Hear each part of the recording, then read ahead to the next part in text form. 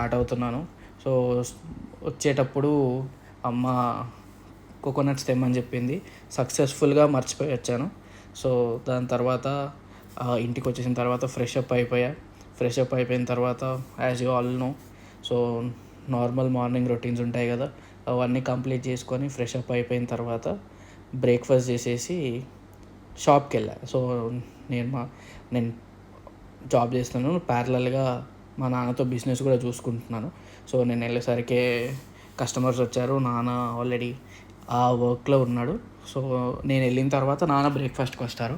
So ఇప్పుడు మీరు వీడియోలో చూసేది అదే. సో మాది వచ్చేసి construction steel and cement shop అనమాట. So it's in our home town. So where my father started his business. 20 years అవుతుంది ఇలాంటి బిజినెస్ స్టార్ట్ చేసి. తర్వాత సాయంత్రం మమ్మీతో చిల్ అవుతున్నా. మమ్మీ దేవుడి పాటలు ఏంటంటే డిస్టర్బ్ చేస్తున్నా.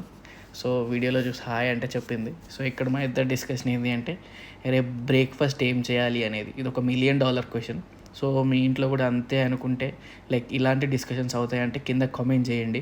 ప్లీజ్ లెట్ మీ నో మీ మమ్మీతో ఏమేమి డిస్కషన్స్ జరుగుతాయి. $1 million క్వశ్చన్స్ అంటే మనం చెప్పొచ్చు, బట్ చెప్పబుద్ధి కాదు. సో తర్వాత మార్నింగ్ మమ్మీ చెప్పిన పని ఇప్పుడు నాన్న తీసుకొచ్చాడనమాట. నాన్నది షాప్కి తీసుకొస్తే నేను మళ్ళీ ఇంటికి తీసుకొచ్చా. సో అది అలా మమ్మీకి ఇచ్చేసా. మమ్మీకి ఇచ్చిన తర్వాత మమ్మీ ఇన్సిస్టెడ్, నువ్వు కూడా ఆగుపో, నువ్వు తాగుదా అంటే నేను కూడా కోకోనట్ కంప్లీట్ చేసిన తర్వాత మనకు లక్ ఉంటే లోపల ఏమంటాం పల్ప్ వస్తుంది. సో అది నాకు వచ్చింది. దాని తర్వాత బయట మా ఫ్రెండ్ షాప్కి పోయినా. This is my friends shop అనమాట. సో వాళ్ళది కూడా బిజినెసే. సో వాళ్ళది మొత్తం స్టీల్ షాప్. అక్కడ నుంచి డైరెక్ట్లీ వెంట్ టు ఆ రెస్టారెంట్కి వెళ్ళి అలా చిల్ అయ్యి, సో నార్మల్గా ఫుడ్ తినేసి we just ended our day.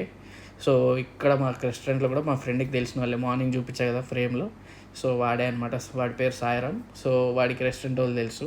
So మనకి బిల్ తక్కువ అవుతుంది కాబట్టి అక్కడే వెళ్ళి డే కంప్లీట్ చేసినాం.